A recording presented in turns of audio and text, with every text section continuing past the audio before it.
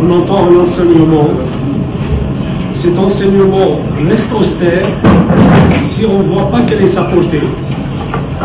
C'est-à-dire, j'apprends quelque chose, mais si je ne vois pas quelle est la portée de ce que je viens d'apprendre, c'est comme si c'est très superficiel, on n'a rien compris.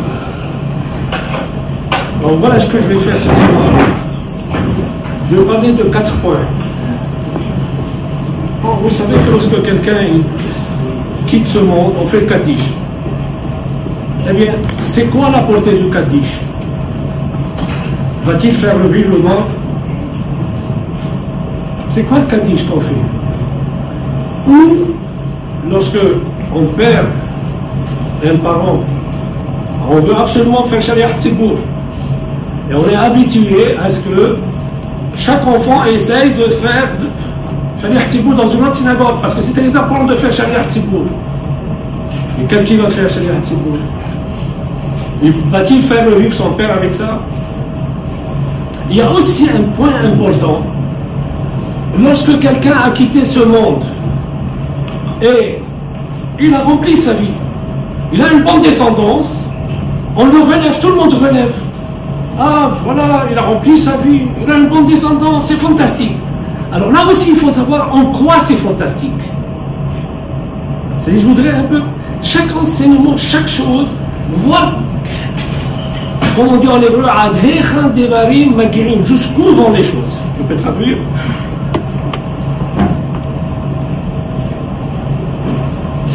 Ora parlerà il Rav di 4 argomenti. Il primo è il Kaddish. Per quale ragione noi facciamo il Kaddish? Non è che uno risuscita suo papà se lui fa il Kaddish. Vorrei spiegare questo. Per quale ragione quando uno è in lutto vuole assolutamente essere lui il Shaliach Tzibour, il Hazan della Tefillah, e se sono più fratelli si dividono in più tempi per fare Shaliach. Qual è il motivo di questo? E anche quando si ricorda qualcuno e dice una buona discendenza, allora è fantastico, è molto bello. Perché è bello? Perché è così fantastico? E ogni insegnamento, se non vediamo quello che vuole insegnarci, allora uno lo fa senza sapere. C'est austère. Superficiale. Stérile. Se uno lo fa senza sapere è sterile. Superficiale. Alors, si vous permettez, je vais changer l'ordre. Je vais commencer par pourquoi le fait que quelqu'un a quitté ce monde et il a une bonne progéniture, c'est quelque chose d'extraordinaire pour lui. Je vais commencer par ça. Alors, regardez voir, je vais vous lire un vidéo de Rav Hai Gaon qui parle à Kippour. Il se confesse, il demande à Dieu de le pardonner. Regardez voir ce qu'il dit. Comment je peux me présenter à toi, Hachem? Comment je peux te demander de me guérir?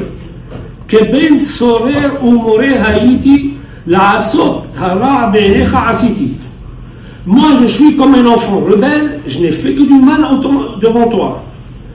Je suis comme un serviteur qui se rebelle contre son maître. Et moi j'ai été comme un élève qui est contre son maître. Qui dit ça, Rav Hai Gaon? Et ce que toi tu as rendu impur, moi j'ai rendu pur. Ce que tu as rendu impur, moi j'ai rendu pur. Et ce que toi tu as permis, moi j'ai interdit. Est-ce que tu as interdit? Moi j'ai interdit. Est-ce que toi tu as éloigné? Moi j'ai rapproché. Ce que toi tu as aimé, moi j'ai haï. Ce que toi tu as haï, moi j'ai aimé. Wow. Est-ce possible que Rav Hai Gaon a fait tout ça? Est-ce possible que Rav Hai Gaon a fait toutes ces avérotes là? Ça ne rentre même pas dans la tête. S'il te plaît, simultanément. Allora, Rav Hai Gaon è ancora prima di Rashi, ancora dei primi, e al Viddu di Yom Kippur, che anche noi recitiamo qua, si dice a Hashem: come faccio a chiederti aiuto visto che sono stato sempre ribelle dato contro di te, ho capovolto le tue regole e sono un figlio ribelle davanti a suo padre e un alunno ribelle davanti al suo maestro. Come faccio allora a chiederti scusa? Alors regardez, et après il finit, maintenant, insolemment, je vais te demander pardon. Et qu'est-ce qu'il dit? Je sais que je peux compter sur toi. Mais tout ce que je fais, je ne l'ai pas fait exprès. Mais attends, comment tu dis je ne l'ai pas fait exprès? Tu viens de dire que tu as été comme un enfant rebelle, comme un élève qui se soulève contre son maître. Tu viens de dire que tout ce que Hachem a permis, toi tu as interdit. Et tout ce que Hachem a éloigné, toi tu as rapproché. Et maintenant, qu'est-ce que tu dis? Je ne l'ai pas fait exprès. Mais toi-même, tu as dit que tu es un enfant rebelle. Comment maintenant tu dis je ne l'ai pas fait exprès? Vous comprenez? Com'è che dice poi nel virtù non ho fatto apposta, tutto quello che ho fatto non ho fatto apposta. Allora la domanda è appena detto che sei stato ribelle, e un ribelle è uno che fa apposta. Allora com'è che si... Il vient de dire je suis comme un élève qui est contre son maître. Et maintenant il dit je n'ai pas fait ça exprès. C'est clair les amis? Alors regardez les amis, c'est sûr que Rabbi Gaon n'a fait aucune avéra. Aucune avéra. Mais regardez voir, Rabbi Gaon, c'est un grand rave. C'est sûr qu'il a eu beaucoup d'élèves. C'est sûr que constamment les gens tapaient à sa porte, ils venaient lui demander conseils. Toutes sortes de conseils. Des conseils même dans les affaires, des conseils dans Shalom Bayit, des conseils de conflits. Il était là tout le temps sollicité. C'est sûr qu'il avait une grande famille. Vous savez qu'est-ce qu'il est en train de dire? J'ai très très peur des choix que j'ai faits dans ma vie. J'ai très très peur des choix que j'ai faits dans ma vie. Les gens sont venus me demander des conseils. Est-ce que je leur ai donné le bon conseil? Est-ce que je les ai trompés ou je les ai pas trompés? Mes enfants, mes propres enfants, est-ce que j'ai fait les bons choix pour eux? Est-ce que j'aurais choisi les bons amis? Est-ce que je les ai placés dans un bon endroit? Est-ce que j'ai toujours été, j'ai bien analysé mes enfants, mes élèves. J'aurais suggéré des choses, j'aurais dit allez vous mettre dans cette école, ou j'aurais dit allez vous inscrire dans tel day camp, etc. Est-ce que ce n'est pas quelque part, je ne les ai pas trahis? Des gens sont venus me conseiller, me demander conseil pour mon travail, pour leur travail. Je dis oui, associe-toi avec lui ou n'associe pas avec lui. Si je suis directeur de l'école, j'ai choisi le professeur. Mais ce professeur-là, je ne l'aime pas, il est orgueilleux, c'est pas... Alors moi, au lieu de choisir les bons profs, j'ai choisi le mauvais professeur. Vous savez, les séquelles sont incommensurables. Les séquelles sont dévastatrices. Si je n'ai pas fait le bon choix, c'est dévastateur. Et ça, nous tous ici, chacun de nous fait des choix dans sa vie. Il fait des choix, il choisit des collaborateurs. Si je n'ai pas choisi le bon collaborateur, eh bien ma vie est cuite. J'ai dit à quelqu'un, vas-y avec lui, et je lui ai donné le mauvais conseil, c'est cuit. Je lui ai ruiné sa vie. Alors, si vous voulez, j'espère que vous comprenez. Oui? Très expressif. Hein? Très expressif. Bon, alors, il faut traduire, oui, non. Traduire. È ovvio che Rabbi Gaon non ha fatto nessun peccato del genere, però visto che lui era una persona molto importante, aveva una famiglia, aveva alunni, aveva amici, e tutti venivano alla sua porta a chiedere consiglio, e chiede a Hashem, ma io ho dato dei consigli giusti, ho indirizzato bene i miei figli, i miei alunni, quando l'ho consigliato a un alunno di andare in questa scuola, un'altra scuola, o a mio figlio di fare questo, di fare l'altro, ho fatto bene o ho sbagliato? Ho molto paura di aver sbagliato le scelte che ho fatto per gli altri, non per me, ma per le altre persone che non c'entrano con me. Allora ho paura di aver tradito in qualche parte la tua volontà, Hashem. Per esempio, se ho assunto un maestro che è orgoglioso, allora Hashem non ama gli orgogliosi, allora in questo ti ho tradito. Il a bien traduit? Bon, regardez. Pour bien schématiser ça, Rabbi Eliezer était mourant. Et voilà que ses élèves sont rentrés le voir. Lorsque ses élèves sont rentrés le voir, il a commencé à pleurer. Il a dit, pourquoi tu pleures? Il dit, ah, je ne sais pas moi, où je vais aller, Gehinam, Gan Eden, je ne sais pas ce qui va se passer avec moi. Alors, mais pourquoi il n'a pas pleuré avant? S'il a peur du Gehinam, pourquoi il n'a pas pleuré avant? Quand est-ce qu'il a pleuré? C'est lorsque ses élèves sont rentrés. Parce qu'avant, il disait, bon, moi, ma vie, ça va, j'ai fait les mitzvot, ça va, je suis mystadère. C'est pas si grave que ça. Mais lorsque les élèves sont rentrés, il a tremblé de peur. Je vous garantis, excusez-moi, je parle, je ne sais pas qu'est-ce que je fais, je suis à la tête d'un établissement, je suis sollicité, mais je vous assure, je ne sais pas, donc, est-ce que je suis criminel ou je suis un homme de salut? C'est pas évident. On est en conseil de classe. Les enfants passent comme des moutons de panouche. Tac, tac, tac, tac, tac. Mais qu'est-ce qu'on est en train de faire? Qu'est-ce qu'on est en train d'écrire? Un mot peut tuer un garçon. Un mot peut dire n'importe quoi. Mais qu'est-ce qu'on est en train de faire? Mais c'est de la mascarade. Vous m'avez compris? Alors c'est ça la bêtise. Lorsque ses élèves sont rentrés, mais il a tremblé. Mais il n'y a pas que ça. Il y a les choix des professeurs, les choix comment on met les habrutot, qui on met avec qui, etc.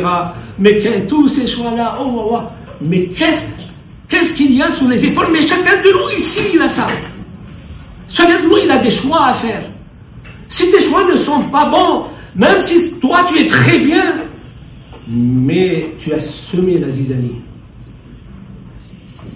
Que Hachem nous aide tous et je prie pour moi-même que je prenne les bonnes décisions. Lui da Rabbi Eliezer sono andati a trovarlo perché stava molto male, stava morendo, e Rabbi Eliezer si è messo a piangere quando l'ha visti. Allora la domanda perché non ha pianto prima, e mi ha chiesto perché piangi? Perché non so se mi portano a Gan Eden o a Gehinam, chissà chi ho fatto nella mia vita. Rabbi Eliezer, allora le dicono ma perché? Allora di cosa ha paura Rabbi Eliezer? Che ha indirizzato male questi alunni qua, che loro lo considerano e lui deve dare il consiglio a loro, l'hanno seguito e chissà se l'hanno seguito bene.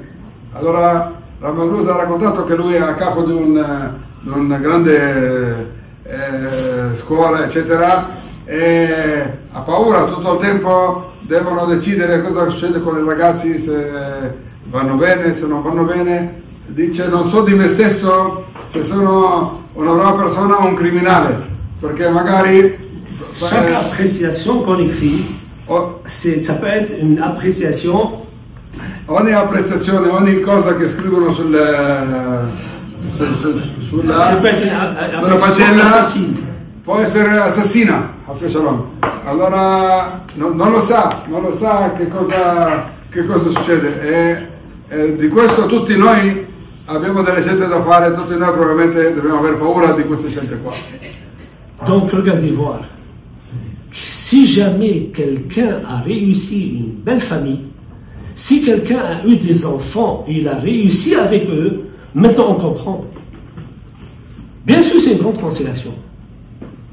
Si quelqu'un il a des enfants, qu'on voit sur eux que ce sont des gens nobles, qu'on voit des gens intelligents, qui ont un pouvoir de discernement, qui ne parlent pas pour ne rien dire. Lorsqu'ils parlent, ils pensent leurs paroles. Lorsque quelqu'un il a élevé une famille comme celle-là, évidemment, oui, il a laissé des bonnes traces. Oui, il a fait quelque chose dans sa vie. Vous m'avez compris? C'est très très important. Ce n'est pas et on a toujours un rendez-vous tous les ans avec nos parents. Le Yartzeit c'est quelque chose. Le Yartzeit c'est quelque chose. Mon père il me regarde et moi je regarde mon père. C'est-à-dire mon père il me regarde mais mon fils, ne te trompe pas, ne te trompe pas, ne te trompe pas, ne te trompe pas. Lorsqu'on dit que notre père il prie pour nous, c'est ça, ne te trompe pas, fais les bons choix. Et le fils, il regarde le père, prie pour moi. Ça tout l'enlancé à sa boucle. Et tous les ans c'est comme ça, c'est ça le Yartzeit. C'est ça le Yartzeit. Et on va parler maintenant de quelqu'un qui quitte le monde. Vas-y. Allora dice, la domanda era cosa c'è di così speciale dire che questo qua ha lasciato dei propri figli? Beh, questa è la risposta. Se vediamo uno che è riuscito a avere una famiglia e i suoi figli sono intelligenti, non parlano per niente, sono nobili, si comportano nella strada giusta, allora vuol dire che c'è di dire è vero che ha lasciato delle tracce buone.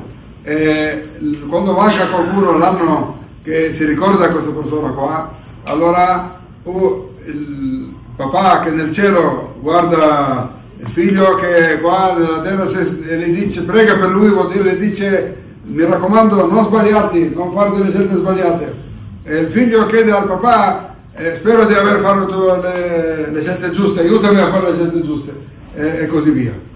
Heureux l'homme qui a laissé des enfants hachamim. Hachamim, c'est dit, ils ont da'at, un pouvoir de discernement. Heureux l'homme qui a fait ça. Beato l'uomo che ha lasciato dei figli che hanno dato, dire che sanno quello che stanno facendo e cercano di fare sempre al meglio, che non vanno secondo la corrente. Bravo. Alors regardez voir les amis. Le moment le plus douloureux de l'homme, le moment le plus douloureux, c'est lorsqu'il est dans le cercueil et on l'amène à sa dernière demeure. Pourquoi? Parce que ce monde s'est arrêté. Il n'y a plus rien. Il n'y a plus rien. Lorsque dit il n'y a plus rien, vous savez, c'est-à-dire maintenant, pour lui, la vérité éclate au bon jour, au grand jour. Et là, mais qu'est-ce que j'ai fait de ma fille? Ne croyez pas, hein. Ne croyez pas, hein. Chacun, lorsqu'il quitte ce monde, il est dans Olam HaEmet. Lorsqu'il est dans Olam HaEmet, on va prendre des exemples, hein. Des exemples laïques, des exemples religieux, etc.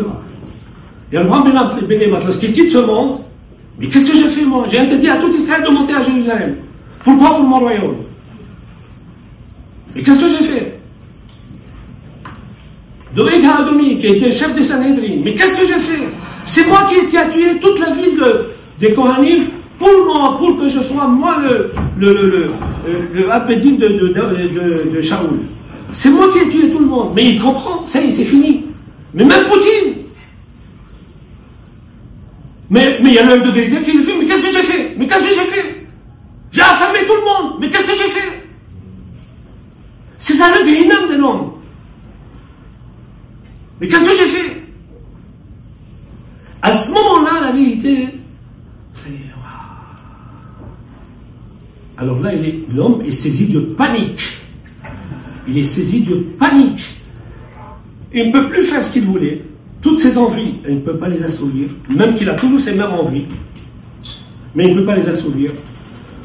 Tout son désir maintenant... Mais est-ce que j'ai encore un visage? Parce que tout le monde va le regarder là-bas comme un homme bas. C'est fini. Il est devenu bas. Et comme ça, il est regardé. Quelle est sa consolation à ce moment-là? Si tu peux dire ça, c'est... Allora, il momento più difficile è l'ultimo passaggio da casa fino al cimitero. Allora, cosa succede? Che la persona, la Neshama, si rende conto che non può più fare niente, è tutto finito, tutto vuoto, ed è arrivata l'ora della verità. Cosa succede nell'ora della verità? Uno vede quello che ha fatto. Per esempio, un re, Rehoboam Ben Nevat, che ha chiuso la strada di Gerusalemme, ha interrotto la gente ad andare a Gerusalemme, si rende conto che io ho vietato a tutto Israele di andare a Gerusalemme. Parce que il voulait rester, lui, le roi, il ne voulait pas donner la royauté au fils de Shalom, le fils de Shlomo HaMelech. Perché voleva fare lui re e che non sia il re. C'est-à-dire, comme tous nos politiques, hein, ça n'existe pas un politique qui ne cherche pas sa place, ça n'existe pas. Per esempio Putin, comme nous tous, moi aussi, tout le monde. Presto Putin avrà l'ora della verità, capirà che ha messo in pericolo tutto il mondo, ha dato la fame a un sacco di gente, hanno fame per colpa sua. Si renderà conto, questo è il momento della verità. Alors regardez les amis maintenant. Supposons que je suis en train de quitter ce monde. Je suis en train de quitter ce monde, je vois mes carences. Et là, à ce moment-là, mais je dis, comment je vais me rattraper? Comment je vais me rattraper? Mais je suis dans un monde de vanité et dans un monde qui est spolié. Ce monde-là est spolié. Ce que veut dire ce monde-là est spolié, ce monde-là est volé. Dieu a mis dans ce monde plus de nourriture que de gens à nourrir. Il y a plus de nourriture que de gens à nourrir. Et s'il y a de la malnutrition, c'est tout simplement parce que on ne fait que des guerres. Chacun, c'est comme les Gazaouis. Bon, ils s'en foutent de vivre bien, ils veulent tuer les autres. Pareil, chaque dictateur, il s'en fout. Ce qu'il veut en fait, c'est régner, et à la fin, il n'y a pas de nourriture dans le monde. Ce monde-là est spolié. Ce monde-là, il ne nous appartient pas. Chacun s'approprie le monde. Les dirigeants de ce monde-là, ils s'approprient le monde. Ils s'approprient. Et lorsque je quitte ce monde, mais j'ai dit, mais maintenant je ne peux plus rien rattraper. Tout mon espoir maintenant,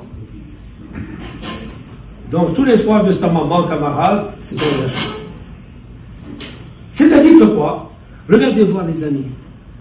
Mais est-ce que Yahya lui il a compris? Est-ce que Yahya il a compris? Il a compris que ce monde c'est un monde de vanité, on n'a rien du tout, mais ce monde appartient à Hachem. Alors regardez voir, lorsqu'il dit le Kaddish, vous savez c'est quoi le Kaddish? Alors si on le traduit, que le nom de Dieu soit sanctifié, dans le monde qu'il a créé par sa volonté, c'est-à-dire, qu'est-ce qu'il dit maintenant Yahya dans son Kaddish? Mais Akadosh Baruch Hu, reviens à ton royaume, dévoile-toi, mais c'est toi le roi du monde. Mais avant d'arrêter, ce monde-là, il est entre les mains de n'importe quoi, on est en train de faire n'importe quoi. Et lorsque je dis n'importe quoi, nous tous on fait n'importe quoi. Je vous dis que Doeg HaAdomi, qui est le Haf-Betin de Shaoul, il a tué toute la ville de Hilal Kohanim, de l'homme Hilal Kohanim pour garder sa place. Mais c'est du n'importe quoi. Alors qu'est-ce qu'il est en train de dire dans le Kaddish? Mais reviens, gouverne dans ton monde, reviens. Vous savez, ça c'est une grande consolation pour le Père. Ah, mon fils, il a compris. Ce monde n'appartient pas à ses dirigeants.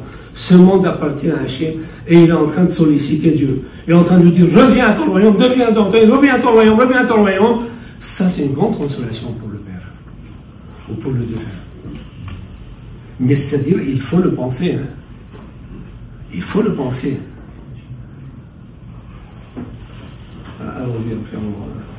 Allora, la consolazione di una persona che passa da questo mondo qua è di aver lasciato qualcuno, chiaramente, che faccia il Kaddish. Perché cos'è importante il Kaddish? Perché nel Kaddish noi diciamo a Hashem, ritorna al tuo trono, riprendi il mondo dalle mani di chi lo sta derubando, dalle mani dei dittatori, e ritorna a gestire tutto il mondo, perché una persona che è defunta e vede che il suo parente sa che questo mondo qua è vano e richiede a Hashem di essere nel mondo, allora ha una consolazione, perché suo figlio ha capito questa cosa. Alors regardez les amis, regardez. Parlons de l'antisémitisme et du peuple juif. Vous savez, je ne sors pas du sujet. Regardez. Nous sommes 0,2% de la population mondiale. On est 15 millions. Mais si vous regardez les prix Nobel, toute matière confondue, il y a 25% qui sont attribués à des juifs. Qu'est-ce que cela signifie? Que normalement, on doit être 2 milliards de personnes. Mais nous sommes plus 15 millions. Regardez nos finances.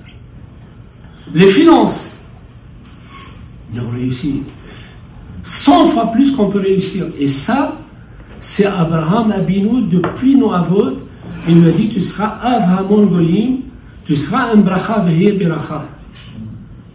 Yitzhak Avinu, lorsqu'il a planté, il a trouvé 100 fois plus que la mesure attendue. Yaakov Avinu, pendant 14 années, il a étudié. On est un peuple d'études, on est un peuple de réussite, et on réussit. On réussit. Alors les gens nous regardent. Les gens nous regardent. Mais pourquoi eux? Mais pourquoi eux? Vous avez toujours, j'ai dans ma tête, comment dans la salle des professeurs, les professeurs en parlaient, mais regardez leur voiture, mais regardez leur voiture. J'ai jamais fait attention. Mais j'ai commencé à regarder les voitures. Waouh. Effectivement, des Audi dernier cri, mais chaque voiture plus grande est mais regardez nos fêtes, regardez les hôtels. Les salles de fête, c'est pour qui? Alors lorsqu'on nous regarde, est-ce possible de ne pas être jaloux? Je donne un exemple. J'ai 2 enfants. Un, je lui ai fait faire des études, je lui ai donné toute ma fortune, et l'autre, je laisse avec nos paysans. Mais, on va dire, pourquoi lui et pas moi?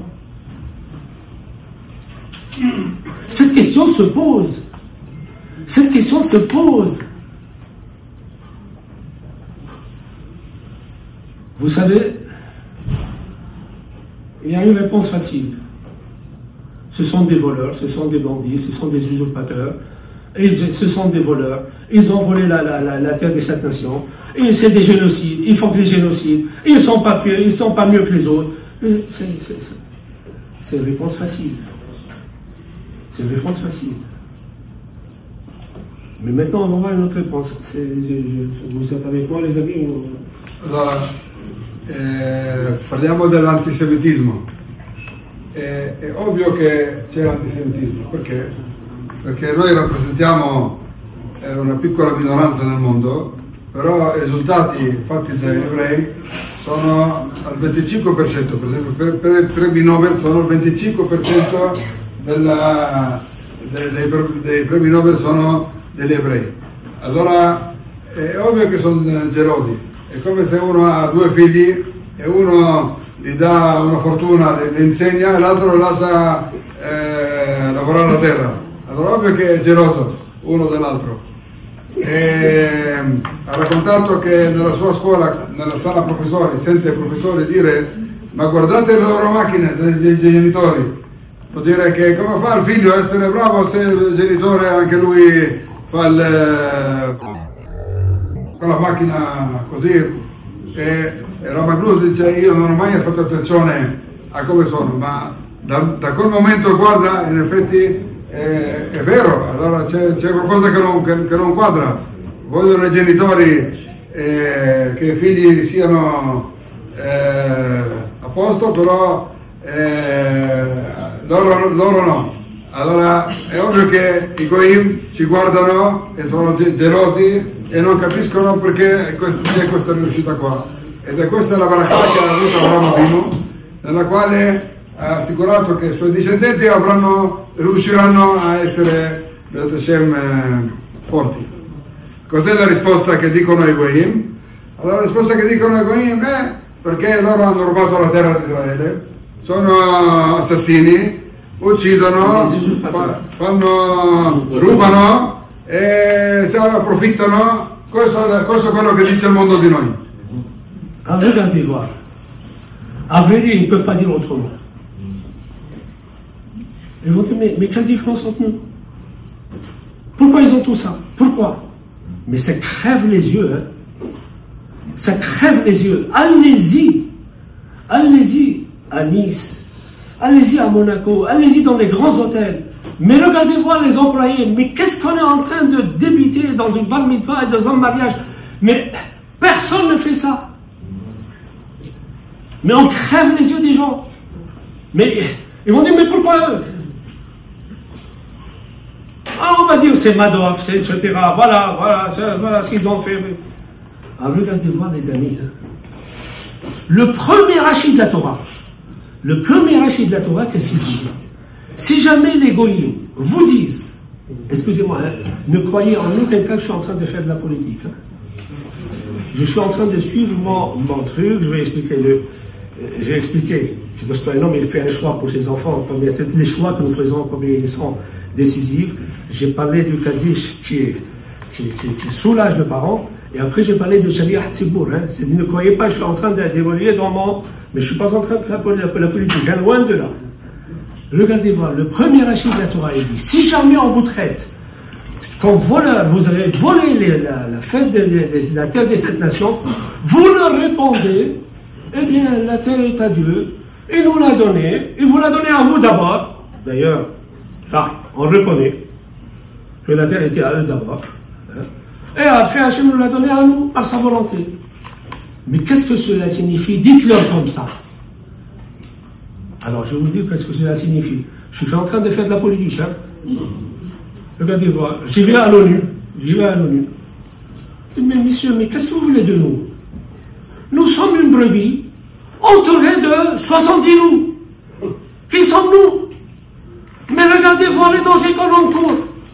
Regardez voir, depuis les années 1980, on nous a envoyé 39 scouts sur la tête. Si Dieu n'était pas avec nous, on sera maintenant. Vous voulez savoir ce que c'est un scout?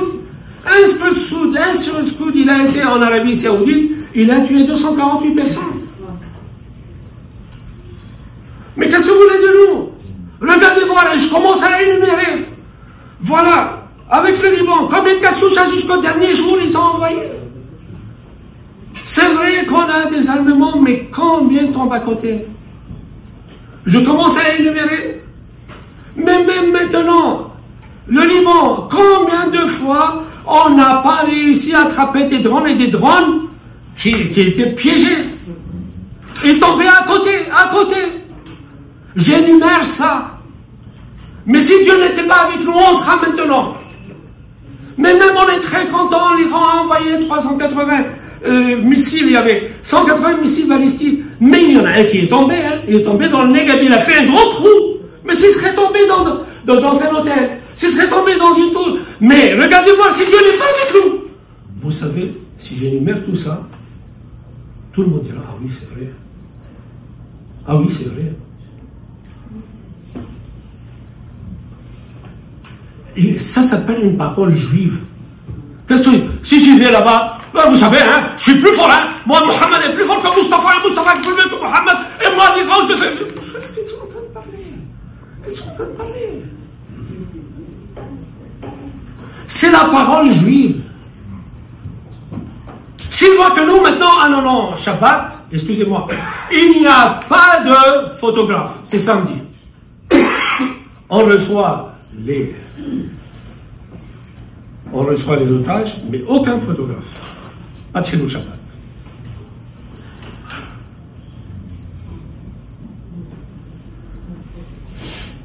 Sinon, le monde du temps, on ne met jamais la mire, on ne met jamais les pieds là-haut. C'est un endroit saint. Sinon, l'année de la Shemitah, il voit que tout le monde laisse. Chacun peut rentrer dans le jardin de l'autre. Ça, c'est... Mais je vous assure, et on peut énumérer tous les miracles que Dieu nous avait fait, tu aurais pu le dire, mais nous sommes une brebis entourée de 70 loups. Et c'est la vérité. Et c'est la vérité. Et c'est la vérité. Parce qu'on n'a pas de cesse. Vous savez, une guerre ne se gagne jamais. Ce que je suis en train de vous dire ici, vous pouvez le prouver. Une guerre ne se gagne jamais. On ne gagne que des batailles. On a gagné cette bataille, mais tu n'en finis jamais. Pourquoi vous croyez que le peuple égyptien nous aime? Ils sont 140 millions. Qu'est-ce que tu vas faire avec? Une guerre ne se gagne jamais. On a gagné, on a sauvé la face, oui, on a le Hezbollah, on a les Bipers, etc. Mais qu'est-ce que tu es en train de faire? Le premier rachid de la Torah, il dit, tu veux enlever cette haine qu'ils ont parce que on est en train de leur crever les yeux avec notre richesse, avec notre intelligence. Tu veux enlever, montre que tu es un peuple de Dieu. Et vous savez, le peuple juif a une destinée. On a une destinée. Goy Kadosh, on a une destinée. Et si on ne le remplit pas, vous savez, c'est simple, Dieu, qu'est-ce qu'il fait? Vous ne voulez pas de moi? Très bien, alors je vous laisse entre leurs mains. Le jour où vous m'appelez, je viendrai. C'est comme ça la règle. Dieu, lorsqu'il voit, normalement en égarant l'un de l'autre, ça n'existe pas religieux par religieux, en égarant l'un de l'autre, lorsqu'un Hachem il voit que ça ne va pas, il nous laisse entre leurs mains. Comme du temps de Pourim, puisqu'on approche Pourim. Il nous laisse entre leurs mains. Si on le sollicite, il est tout de suite là.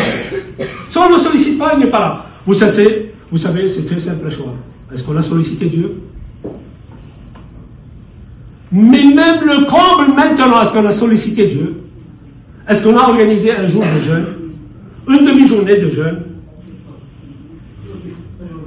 Oui, ils ont organisé.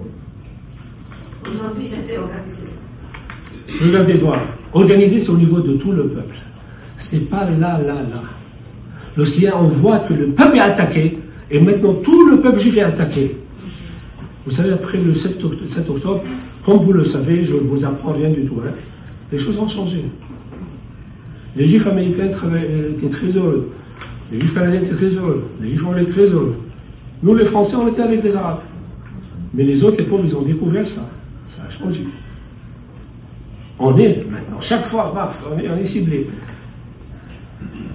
Alors, je reprends mon souffle et je dis, mais rien à faire. Ils nous regardent. Pourquoi eux et pas nous? Qu'est-ce qu'ils ont? D'où ils ont ça? Alors, si on ne leur montre pas que nous sommes le peuple juif, on est un peuple, c'est le premier rachis de la Torah.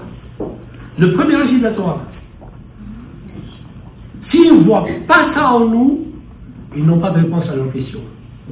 Lorsqu'ils n'ont pas de réponse à leurs questions, c'est la haine qui va aller pour. Et si on se réunit, c'est le peuple entier, hein, c'est pas des. Lorsque le peuple se réunit, comme vous savez que la prière de Pourim s'est faite à Pessah, ils n'ont pas fait la fête de Pessah pour prier pour qu'ils soient sauvés dans ce qui allait arriver 11 mois plus tard à Adar. Donc, c'est seulement à travers ça qu'on peut réexister. Je ne sais pas si on va pouvoir vous m'avez compris déjà grosso modo, j'espère que... Sul problema dell'antisemitismo non c'è niente da fare. Ci vedono come mai un bar mitzvah, quale famiglia di italiani o di americani spendono per un bar mitzvah quello che alcuni pensano di fare, e quali spendono per dei matrimoni. Invece quando sono gli ebrei, ma i camerieri, la gente normale che lavora lì, dicono: ma da dove? Perché questi qua fanno tutte queste... Allora è ovvio che c'è una domanda che si fanno le persone. Allora la risposta: sono ladri, sono usurpatori. E così invece, per togliere questo, il primo Rashi della Torah ci dice: guardate che vi diranno che siete dei ladri, che avete rubato la terra e siete popoli. Quando siamo arrivati da Mitzrayim c'erano degli abitanti di Israele, e noi dobbiamo rispondere: sì, è vero che gli abitanti erano là, ma Hashem l'ha tolta da loro e l'ha data a noi. Dandola a noi abbiamo il diritto di stare qua. Come stiamo qua noi? Siamo un agnellino contro 70 lupi attorno a noi. Quanti miracoli abbiamo ogni giorno? Dalle guerre, dalla guerra dell'Iraq, dall'Intifada, da tutte le missili che hanno buttato, come mai neanche uno non ci ha toccato?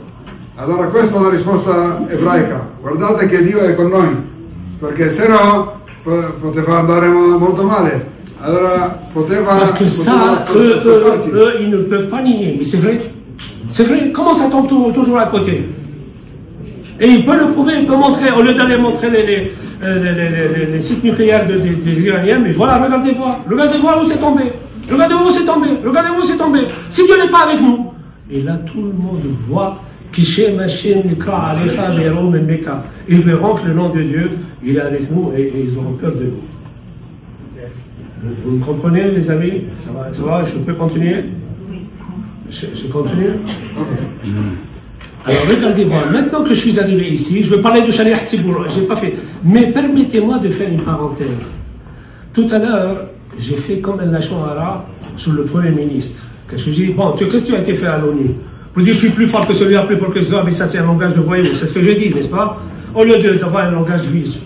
Sachez les amis, hein, Dieu connaît ce qu'il y a dans le cœur. Tous les jours, je prie pour le Premier ministre et je cite son nom, en disant que Allah l'aide à se conduire bi'anava, pas qu'il fasse des promesses, etc. Et que toutes les décisions qu'il prend, que ce soit des décisions bonnes pour le peuple juif, que ce soit du point de vue matériel, que ce soit du point de vue spirituel. C'est-à-dire, ne croyez pas que j'ai pris ça à titre d'exemple, mais ne croyez pas, je prie pour lui au quotidien. Au quotidien. Parce que lui aussi doit prendre des décisions. Chaque décision qu'il prenne, des répercussions, comme on l'a dit. Ça, tu peux traduire, s'il te plaît. Bon, vous m'avez compris, les amis. La parentesi dice che non vuol fare la soldana su nessuno, non sta attaccando a nessun primo ministro, ma sta dicendo come lui vede le cose come sono. E ha voluto dire che ogni giorno prega per Benjamin Netanyahu, dice il suo nome e chiede a Hashem di assisterlo e dargli dei buoni consigli per non sbagliare. Regardez-moi maintenant. Pourquoi on va être Sharia Tzibour? Alors regardez-moi. S'il vous plaît, soyez attentifs, c'est une petite étude. Hein. Il y a Rabbi Yohanan, il a reçu un élève à lui qui s'appelait Hanina ben Dosa. Il a dit à son élève, s'il te plaît, prie pour mon fils, il est malade. Alors, pas de problème, Hanina ben Dosa, il s'est prosterné, il a prié pour son fils et il a guéri. Et voilà ce qu'il dit Rabbi Yohanan. Moi, si j'avais prié tout le long de la journée, si j'étais accroupi comme ça, en train de prier à Hachem, je n'aurais jamais été exécuté. Et jamais je n'aurais été exécuté. Hachem n'aurait pas écouté ma prière. Alors, et pour toi, sa femme me dit, mais pourquoi? Qu'est-ce que tu as? Pourquoi toi ta prière ne serait pas acceptée? Il dit, tu sais, moi je suis comme un ministre devant le roi. Alors, si le ministre devant le roi, alors, et le ministre, alors quoi, ta prière ne s'est pas acceptée? Regardez voir, je vous donne un exemple. Supposons que je suis le ministre de l'habitat dans le royaume d'un roi. Donc, moi, je dois m'occuper à ce que tout le monde a et une maison. Que tout le monde soit logé. Moi, je viens chez le roi. S'il te plaît, je voudrais, mon fils va acheter un appartement. Tu ne peux pas me donner un prêt, etc., pour que j'achète l'appartement. Qu'est-ce qu'on va dire le roi? Il dit, quoi? Tu es en train de t'occuper de toi-même, le Mazroub Ahmad. Toi, tu dois t'occuper de tout le monde, est en train de t'occuper de ton fils. De quoi tu es en train de t'occuper? Tu es un ministre. Tu dois t'occuper de tout le monde. Qu'est-ce que tu es en train de me demander maintenant? De prier pour ton fils, enfin, d'aider ton fils. Mais c'est ça. Tes demandes doivent être des demandes pour le monde, tout le monde. Tu peux traduire. J'espère que c'est compris, vous me comprenez ou non, les amis, vous me comprenez? Rabbi Yohanan, suo figlio era malato e ha chiesto al suo alunno Rabbi Hanina ben Dosa di pregare per la guarigione di suo figlio. Allora Rabbi Hanina ben Dosa ha pregato qualche minuto e il figlio è guarito, si è salvato, stava morendo e adesso ha vissuto il figlio. Rabbi Yohanan ha detto, se io pregavo tutto il giorno prosternato non avrei potuto guarire mio figlio. Sua moglie fa, perché? Cosa? Lui meglio di te? Fa, no, io sono come un ministro davanti al re. Allora ha detto, cosa vuol dire davanti al ministro davanti al re? Vuol dire che se io mi occupo per esempio del ministro degli appartamenti, delle case, qualsiasi funzione davanti al re, e vado a chiedere un favore per mio figlio, un prestito per mio figlio, il re mi licenzia, mi dice, ma tu pensi a tuo figlio, devi pensare a tutta la città, tutto il paese deve pensare, cosa ti occupi di tuo figlio. Allora questo vuol dire un ministro davanti al re. Ecco perché non poteva Rabbi Yohanan chiedere per suo figlio, non può occuparsi di suo figlio. Écoutez les amis, hein. Vous savez, Le zikr harabim, c'était pas faire des choses qui fair play.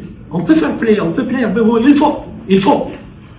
Mais en fait, le vrai zikr harabim à la fin, c'est de comprendre la portée des choses. Comme j'ai dit, avoir da'at. Il y a des gens qui ont de la communication, etc. C'est très bien, il faut. Mais on ne va pas s'arrêter à de la communication. Il faut maintenant aller jusqu'au bout. Alors maintenant, je passe à la troisième question. La première chose de ce que j'ai dit, que si j'ai une bonne famille, ça c'est fantastique pour moi, c'est que j'ai réussi, je les ai bien éduqués, je devrais donner c'est-à-dire, les choix que j'ai faits sont des choix, bon, c'est consolant pour nous tous, quelqu'un qui a fait un bon choix. Ensuite, j'ai dit le Kaddish, mais j'ai compris, mais ce monde appartient à Dieu, je comprends le destin du peuple juif.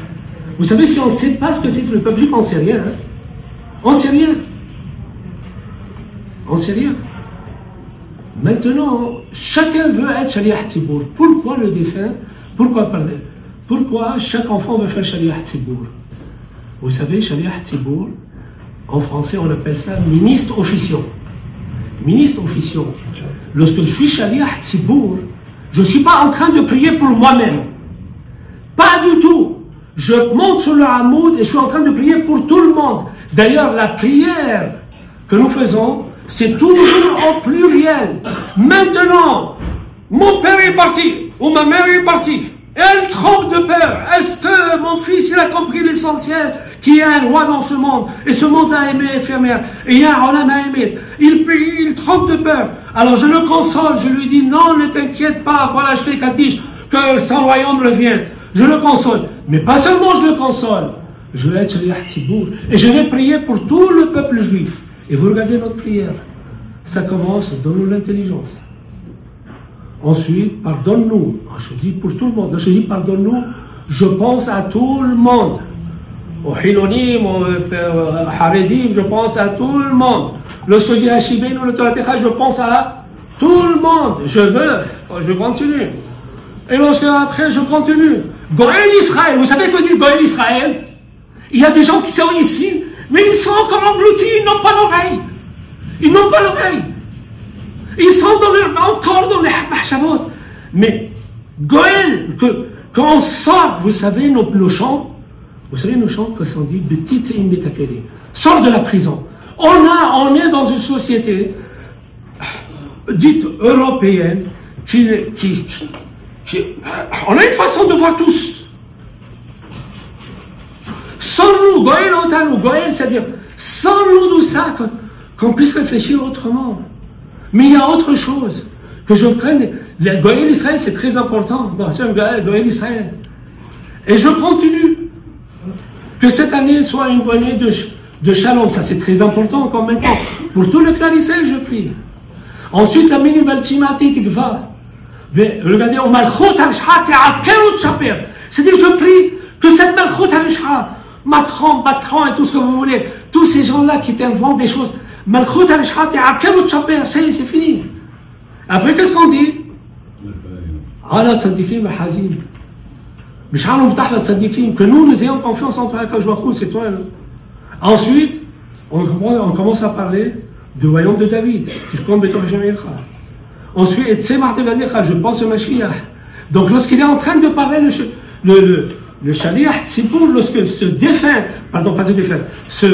endeuillé, il est en train de prier, il prend le message, il a tout compris, il a compris que son père attend de lui, ou sa maman attend de lui, qu'il prenne toujours les bonnes décisions, et qu'il sache qu'en fait, on a toujours des choix à faire, que les choix doivent être salutaires. Il a compris ça, et il a compris que ce monde appartient à Hachem, et qu'il dit, revient quand on revient. Et maintenant, qu'est-ce qu'il fait? Il veut être Shaliach Tzibour, il veut parler pour le salut de tout le peuple. C'est ça le sens, hein. Mais sinon, si pour faire entendre une belle voix, à quoi ça sert? C'est de la musique. Regardez les amis, je me permets de dire une chose. Vous pouvez dire, ah mais on ne va pas changer le monde. Ça c'est etc. Si on est tous conscients, si celui qui est conscient, c'est comme une allumette. Que chacun allume son allumette et après la salle s'éclaire. Ne croyez pas. Mais il faut que les choses soient dites. Il faut que les choses soient dites et qu'on comprenne ce que nous sommes en train de faire. Lorsqu'on a compris, ça fait, ça avance. C'est-à-dire, il ne faut pas que le Sahara nous dise J'espère que c'était clair. C'était clair jusqu'ici?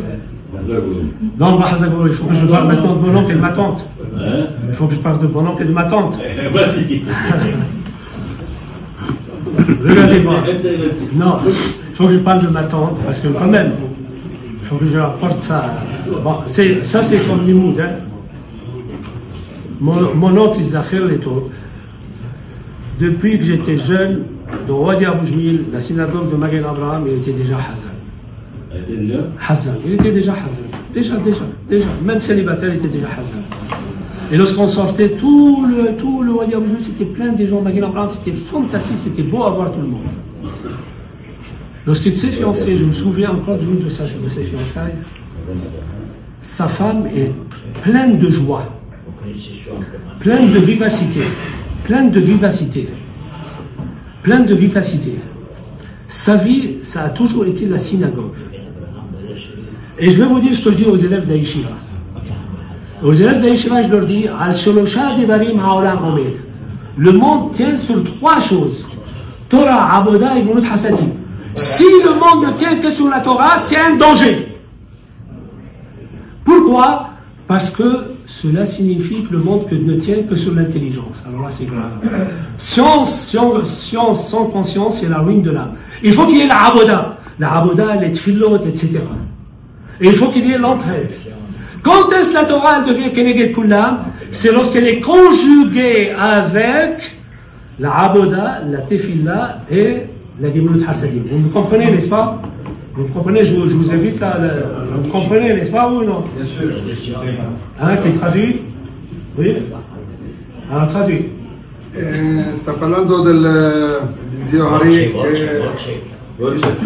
di zio Hari che Baruch Hashem si ricorda di lui prima di sposarsi, ancora era già Hazan, Magen Abraham, a Beirut, eccetera, e sta dicendo che il mondo si basa su 3 colonne importanti: sulla Torah, sulla Avodah e sul Gemilut Hasadim. Torah, bisogna studiare la Torah. Se il mondo è solo sulla Torah è molto pericoloso, vuol dire che se è solo un mondo di... C'est de l'orgueil. E se il mondo è solo sulla Avodah, sul lavoro, sulle tefillot, è anche molto pericoloso. Uno non sa quello che non ha imparato, è solo musica, è solo folklore. E se non c'è Gemilut Hasadim, vuol dire aiutarsi uno all'altro, allora o c'è solo quello, anche non va bene. Perciò il mondo ha bisogno di queste 3 colonne: Torah, Avodah, Gemilut Hasadim. Voilà. Et s'il n'y a que Torah, c'est très dangereux, je vous assure. Hein. C'est tous les conflits entre les rabbins. C'est impossible.